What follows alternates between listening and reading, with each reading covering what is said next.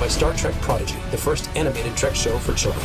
The first animated Star Trek show for kids. Well, not counting Filmation Star Trek the Animated Series, which I watched religiously as a little boy on Saturday mornings nearly 50 years ago, but, that's just history. Who cares what I think?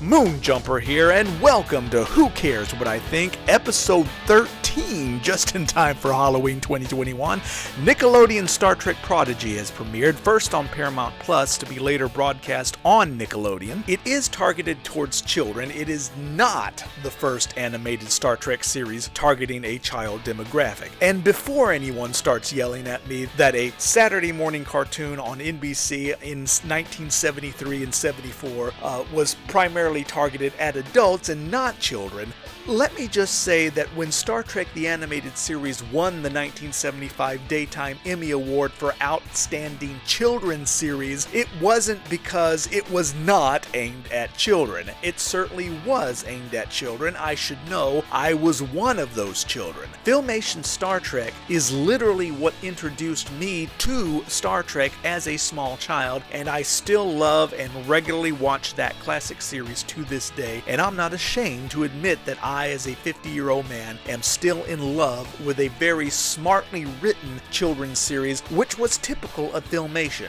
Lou Scheimer and Norm Prescott, who were the founders and producers of Filmation, they were dedicated to producing series for children which did not talk down to children. Again, I should know, I'm something of a Filmation and Hanna-Barbera connoisseur. I've got shelves full of these classic series on DVDs and Blu-rays. These shows were educational. They taught kids about science and technology, morals. They were well written and engaging, and you bet that I, as a 50-year-old man, am not in the least bit embarrassed to pop any of them into my player, which I do almost nightly, and I don't care who knows it. That doesn't mean that I'm under some delusion that I, as a 50-year-old man, was the original target audience. I, as a little boy in the 1970s, was the original target audience, and I am quite comfortable enough in my own skin to admit that. No shame, no embarrassment whatsoever, because I am an adult. But here comes Alex Kurtzman and his cohorts at CBS and Secret Hideout once again claiming another fake first for Star Trek, this time claiming that Prodigy is Trek's first animated children's show, once again demonstrating that they either have no historical knowledge of the franchise they are currently running, or that they are willing to brazenly lie about it. You tell me which is worse, but let's put that bitter taste aside and review the actual show.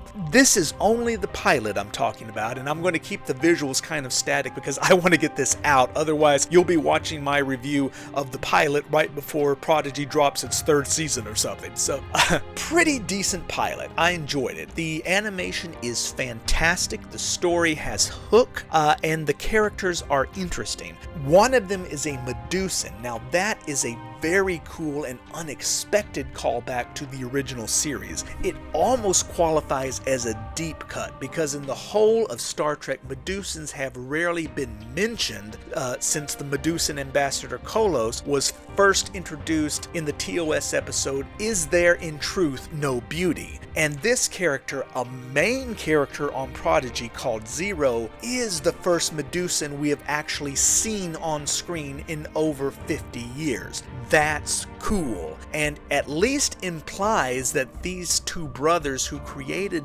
this series, Kevin and Dan Hageman, my apologies if I'm mispronouncing that, unlike Kurtzman, these two brothers who are the actual showrunners clearly have some kind of working knowledge when it comes to Star Trek canon. Now, how much knowledge they have, the jury is still out. I do have a couple of concerns. After I watched the pilot, I watched Wil Wheaton's The Ready Room. Some interesting tidbits in that. He interviewed Kate Mulgrew, who is reprising her role as Janeway. Well, sort of. She's a hologram of Janeway, who will be mentoring a group of alien teenagers who uncover a derelict Federation starship in the Delta Quadrant. And Wil Wheaton also interviewed the Hageman brothers, who admitted that when they went into this, they only had a general knowledge of Star Trek, which, by the way, is fine as long as you take the time to watch the show and become an expert in the source material, in this case Voyager especially, before you start writing a sequel to it. That's called research.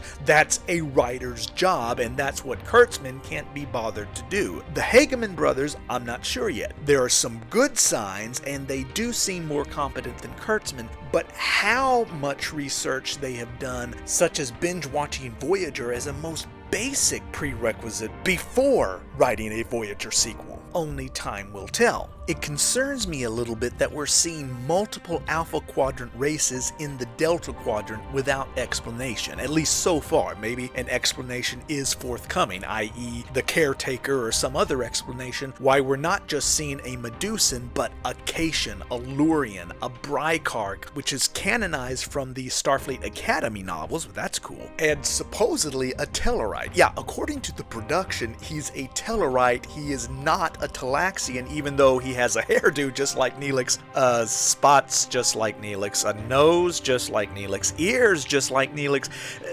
You guys don't know the difference between a Tellarite and a Talaxian, do you? Did you watch Voyager?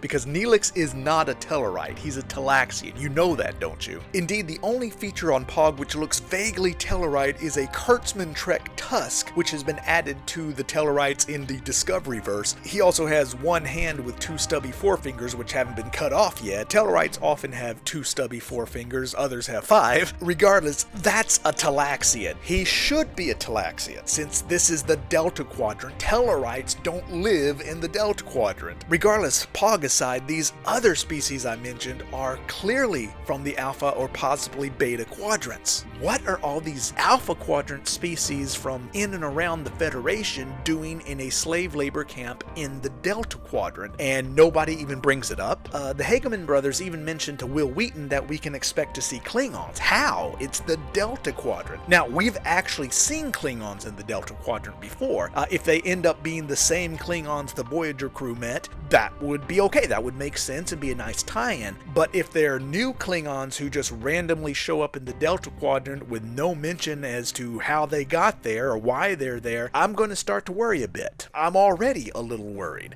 Besides Jankom Pog, a very Star Wars sounding name, who is clearly a Talaxian even though you call him a Tellarite, he's not a Tellarite. I saw one Kazon. Were there any other legacy species from the Delta Quadrant? Maybe, but I don't remember seeing any. That worries me. In the Ready Room interview, the showrunners, the brothers, keep referring to this region as outside Federation space. Well, yes, it is most definitely outside Federation space. It's in the freaking Delta Quadrant. And the fact that the big bad in the pilot episode is so concerned what the Federation might do, I hope the showrunners are aware of the vast distance we're talking about here. Remember, that was the whole premise of Voyager. It was going to take them a lifetime to reach home. It is a bit more than outside Federation space. I'm hoping, surely these guys are aware of that. Have they watched Voyager before writing a sequel to it? We'll see. I'm cautiously optimistic that everything is going to be explained and fall into place, and they aren't just name-dropping Janeway in the Delta Quadrant because they saw it mentioned on the internet that, that had something to do with Voyager. That's what Kurtzman does. He names drops Spock and Tribbles and Khan and that's Star Trek. He can just wing it from there. I'm cautiously optimistic that these guys are better versed, that they've done their homework. The other interesting tidbit from the Ready Room, Wheaton played a clip of next week's episode. We see hologram Janeway displaying a holographic image of Federation starships. We see several classic hero ships, including, to this series' credit, the original TOS Enterprise, or at least a Constitution-class ship in its original classic configuration, not the Disco-prise. So that speaks well of them. However, sticking out like a sore thumb appears to be the USS Discovery, which is particularly interesting considering Janeway, of all people, shouldn't know anything about Discovery. Remember, young Junior Officer Spock unilaterally decreed that Discovery and her crew never existed and would be erased from history because, young Junior Officer Spock would clearly have the authority to do that. But for whatever reason, there is, let's just say, a Crossfield class ship viewable by the young crew of the USS Protostar, the hero ship of Prodigy.